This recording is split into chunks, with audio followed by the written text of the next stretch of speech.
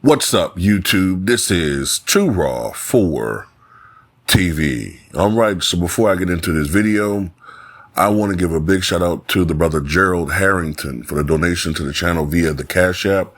Much respect to you, brother, for showing love to Too Raw for TV. All right, so I got a question, and the question was a simple one. Who do I think is a better defender, Rudy Gobert or Bam Adebayo? And first of all, let me say before I answer that question, give my opinion. Just my opinion, okay? I'm not saying either one of those guys are great players, in my opinion. I don't care about Rudy Gobert's 4 Defensive Player of the Year awards. I'm just not impressed watching the man play. But I do think that Bam is a better overall player. Bam is less limited offensively. Bam has gotten to the point now where in his game, he has expanded his range to, I'd say 17, 18 feet now, maybe. He's become a better mid-range shooter. Rudy Gobert is not a mid-range shooter.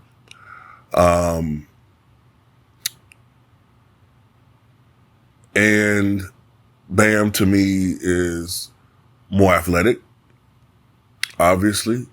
Gobert is a better rebounder, at least statistically. But, you know, we're not seeing it in the playoffs right now, which is typical for him.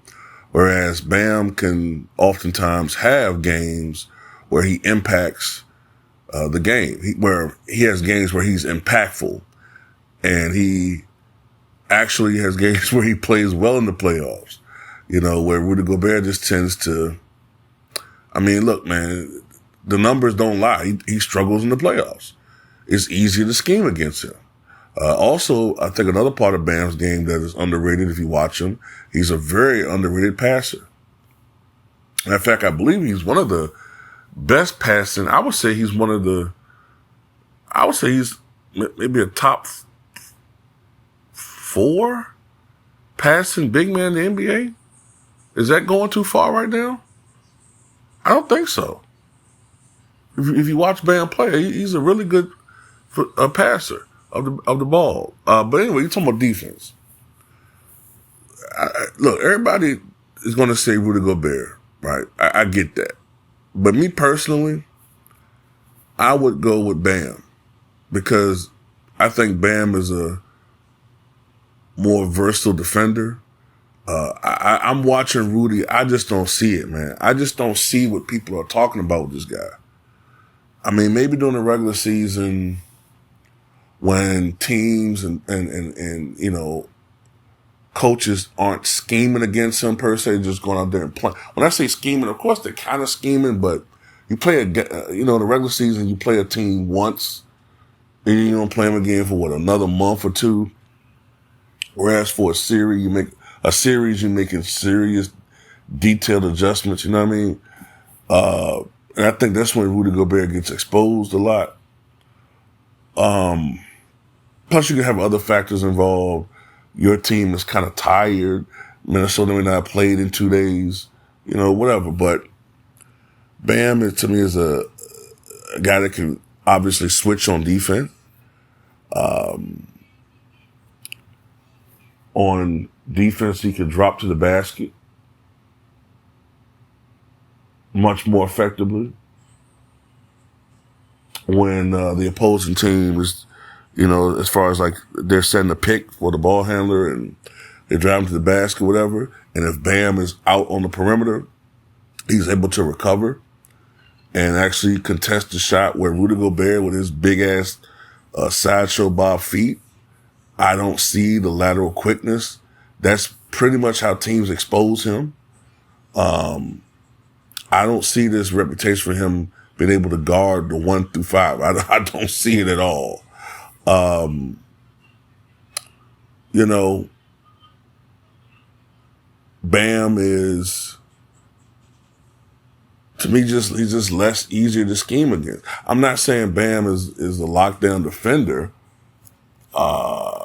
necessarily. He's not Ben Wallace, but I think I'll put it like this. I think that he's in the post,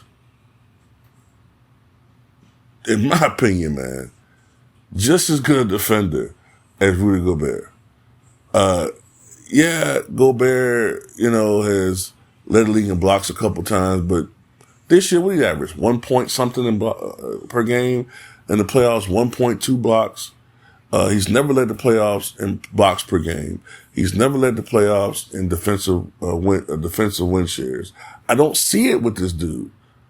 Whereas Bam is part of the Miami Heat, and maybe because he's playing harder, maybe because he plays for Pat Riley, maybe because the Heat culture, maybe he's playing harder. Whatever the case may be, when I'll be watching Bam, especially in the postseason, that's when I'm really watching him. In the postseason, he's a better defender to me than Rudy Gobert. Maybe not during the regular season, when it's like sometimes Miami's coasting a bit, but when it matters, not only is Bam a better player, but I would say he's been a better defender.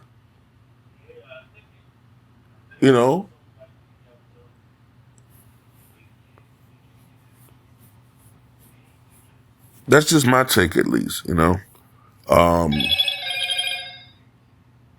Just thinking about other things I could say.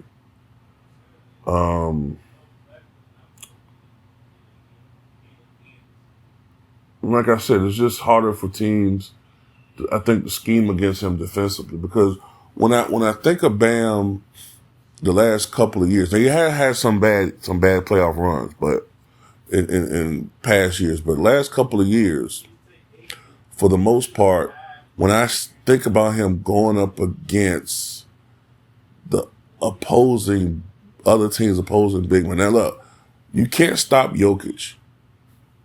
Really. You know what I'm saying? You can try to slow him down. Now, that's where his Jokic size poses a problem.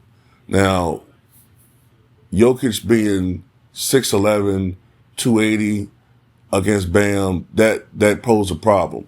Now, Rudy Gobert being 7'2", 260, and then having Karl-Anthony Towns, that did give Jokic some problems. But you know what I'm saying? Jokic still got his numbers, but he had to work harder for it.